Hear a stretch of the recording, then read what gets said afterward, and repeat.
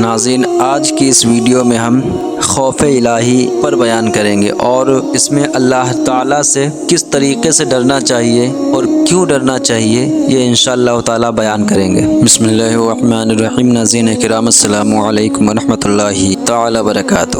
آقا نامدار صلی اللہ علیہ وسلم نے فرمایا، اللہ تبارک تعالیٰ نے ایک فرشتہ پیدا کیا جس کے دونوں بازوؤں کا درمیانی فاصلہ مشرق و مغرب کو گھیرے ہوئے ہے، اس کا سر زیر عرش ہے اور دونوں پاؤں تحت الثری میں ہیں، روئے زمین پر آباد خلق کے برابر اس کے پر ہیں۔ میری امت میں سے جب کوئی مرد یا عورت مجھ پر درود بھیجتا ہے تو اس فرشتے کو اذن الہی ہوتا ہے کہ وہ عرش کے نیچے بحر نور میں غوطہ زن ہو تو وہ غوطہ لگاتا ہے۔ جب باہر نکل کر وہ اپنے بازو پر جھاڑتا ہے تو اس کے پروں سے قطرات ٹپکتے ہیں۔ ذات باری تعالیٰ ہر قطرے سے ایک فرشتہ پیدا کرتی ہے جو قیامت تک اس کے لیے دعائے مغفرت کرتا ہے۔ ایک دانہ کا قول ہے کہ جسم کی سلامتی کم کھانے میں ہے اور روح کی بقا کم گناہوں میں ہے، اور ایمان کی سلامتی حضور نبی کریم رؤوف الرحیم صلی اللہ علیہ وسلم پر صلاۃ و سلام پڑھنے میں ہے۔ ارشاد خداوندی ہے، یا ایھا الذین آمنوا اتقوا اللہ، اے ایمان والو اللہ سے ڈرو، یعنی قلب میں خوف خدا پیدا کرو اور اس کی اطاعت و فرما برداری کرو۔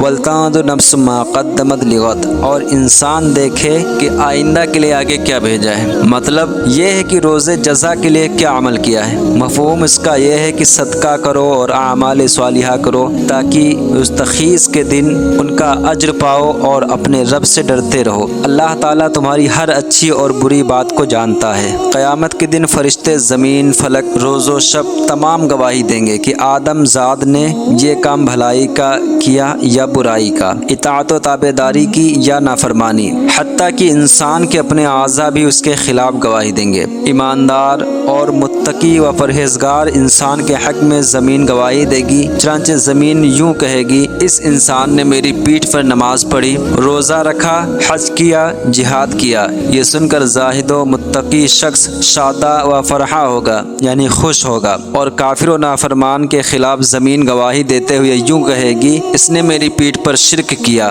زنا کیا، شراب پی اور حرام کھایا، اس کے لیے ہلاکت و بربادی ہے۔ اگر ارحم الراحمین نے اس پر کڑا محاسبہ کیا، صاحب ایمان وہ ہے جو جسم کے تمام اعضاء کے ساتھ اللہ تعالیٰ سے ڈر رکھتا ہو، جیسا کہ فقیہ ابو اللیث رحمۃ اللہ تعالیٰ علیہ فرماتے ہیں، 7 باتوں میں اللہ تعالیٰ کے خوف کا پتہ چل جاتا ہے۔ نمبر 1، اس کی زبان غلط بیانی، غیبت، چغلی، تہمت اور فضول بولنے سے بچی ہو اور اللہ تعالیٰ کا ذکر کرنے، تلاوت کلام پاک کرنے اور دینی علوم سیکھنے میں لگی ہو۔ نمبر 2، اس کے دل سے عداوت، بہتان اور مسلمان بھائیوں کا حسد نکل جائے، کیونکہ حسد نیکیوں کو چاٹ جاتا ہے، جیسا کہ فرمان مصطفی ہے، الحسد یأکل الحسنات کما تأکل النار الحطب، حسد نیکیوں کو کھا جاتا ہے جیسے آگ لکڑی کو کھا جاتی ہے۔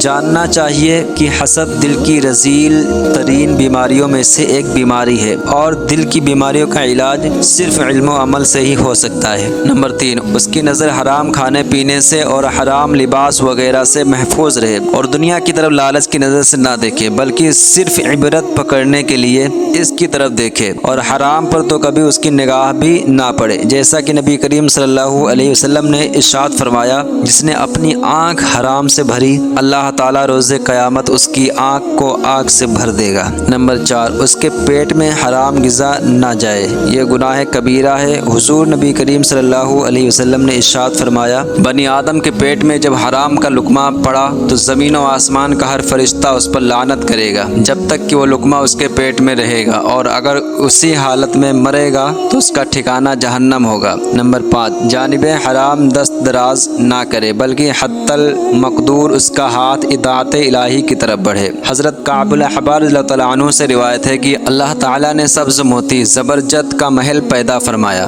اس میں 70,000 گھر ہیں اور ہر گھر میں 70,000 کمرے ہیں، اس میں وہی داخل ہوگا جس کے سامنے حرام پیش کیا جائے اور وہ صرف خوف الہی کی وجہ سے اسے چھوڑ دے۔ نمبر 6، اس کا قدم اللہ تعالیٰ کی نافرمانی میں نہ چلے، चले, बल्कि सिर्फ उसके इताअत व खुशनुदी में रहे, आलिमों और नेकों की तरफ हरकत करे। नंबर 7, इबादत व मुजाहिदा। इंसान को चाहिए कि खालिस अल्लाह ताला के लिए इबादत करे, रियाकारी व मुनाफिकत से बचता रहे। अगर ऐसा किया तो ये उन लोगों में शामिल हो गया जिनके मुताल्लिक इरशाद खुदाबंदी है, वल आखिरतु इंद रब्बिका लिलमुत्तकीन, और तेरे रब के नज़दीक आखिरत डरने वालों के लिए है। दूसरी आयत में यूँ इरशाद है, इन्नल मुत्तकीन फी मकामिन अमीन, बेशक मुत्तकी अमन वाले मकाम में होंगे। गोया खुदावंद ताला ये फरमा रहा है कि यही लोग मुत्तकी व परहेजगार क़यामत के दिन दोज़ख से छुटकारा पाएंगे, और ईमानदार आदमी को चाहिए कि वो बीम और रजा के दरमियान रहे, वही अल्लाह ताला की रहमत का उम्मीदवार होगा और उससे मायूस व नाउम्मीद नहीं रहेगा। अल्लाह ताला ने फरमाया, ला तक़नतु मिन रहमतिल्लाह, अल्लाह ताला की रहमत से नाउम्मीद ना हो, बस अल्लाह ताला की इबादत करे, बुराई के कामों से मुंह मोड़ ले और अल्लाह ताला की तरफ हमातन मुतवज्जा हो।